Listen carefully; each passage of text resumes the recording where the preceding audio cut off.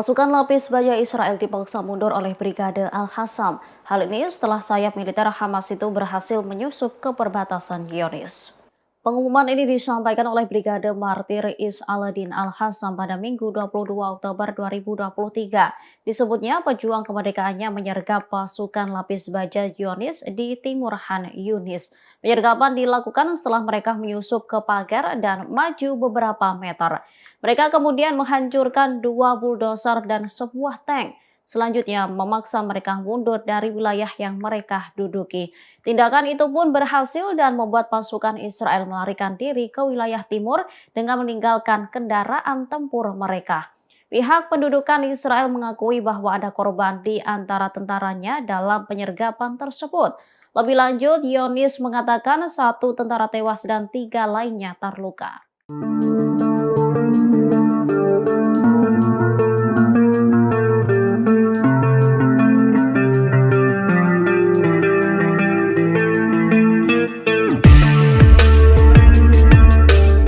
Tentara Israel dan militan Hizbullah saling baku tembak melintasi perbatasan sejak perang Israel dengan kelompok Palestina Hamas dimulai. Institut Studi Keamanan Nasional telah merilis penilaiannya terhadap persenjataan roket dan rudal Hizbullah. Hizbullah terdiri dari tentara reguler dan cadangan yang diperkirakan berjumlah antara 50.000 dan 100.000 pejuang. Militan dari Lebanon ini disebut menerima dukungan eksternal dari aktivis Syiah, termasuk dari negara-negara tetangga seperti Afghanistan, Pakistan, Suriah, dan Irak.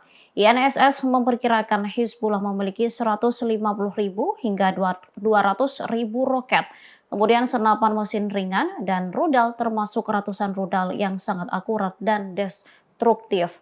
Hizbullah juga dilengkapi dengan rudal permukaan ke udara C-802 berkualitas tinggi dari Tiongkok dan rudal Yahnot dari Rusia. Selain itu mereka memiliki rudal anti-tank Kornet canggih yang mampu meluncurkan senjata area anti-personil presisi.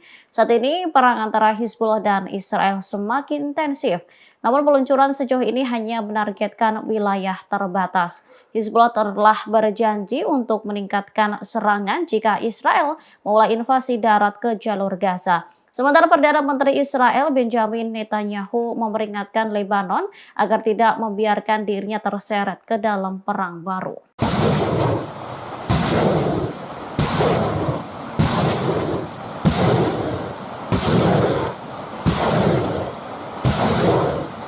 Kelompok militan dari Lebanon Hizbullah kembali menargetkan sejumlah situs militer Israel. Serangan Hizbullah ini dinilai membuat militer Zionis mengalami kesulitan. Situs yang ditargetkan ialah situs Ruwaisat Al-Alam di peternakan Seba dan Khifar Hauba yang diduduki dengan roket.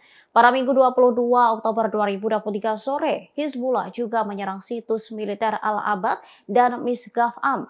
Dilaporkan juga bahwa 2 lokasi Al-Bayah di seberang Blida, Lebanon dan Al-Malikiyah menjadi sasaran peluru kendali. Sementara itu, juru bicara pasukan pendudukan Israel mengatakan rudal anti-tank diluncurkan dari Lebanon menuju wilayah Al-Jalil Barat. Media Israel menyebut serangan bertubi-tubi yang baru saja dilakukan Hizbullah menjadi prestasi baru. Pencapaian yang diraih oleh Hizbullah membuat sangat sulit bagi IOF untuk melancarkan operasi di front utara. Selain itu menunjukkan bahwa operasi yang dilakukan oleh Hizbullah di front tersebut telah menyebabkan kerusakan yang signifikan terhadap kemampuan Zionis. Banyak lokasi observasi dan kamera pengintai yang berhasil dimusnahkan.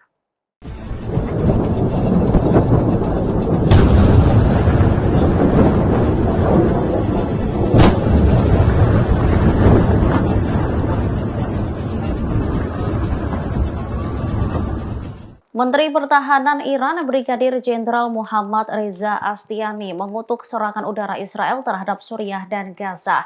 Menurutnya serangan tersebut sama halnya dengan bunuh diri politik. Brigadir Jenderal Muhammad Reza melakukan panggilan telepon bersama timpalannya dari Suriah Ali Abbas pada Senin 23 Oktober 2023. Ia menggambarkan agresi brutal yang dilakukan pasukan pendudukan Israel terhadap Gaza sebagai bunuh diri politik.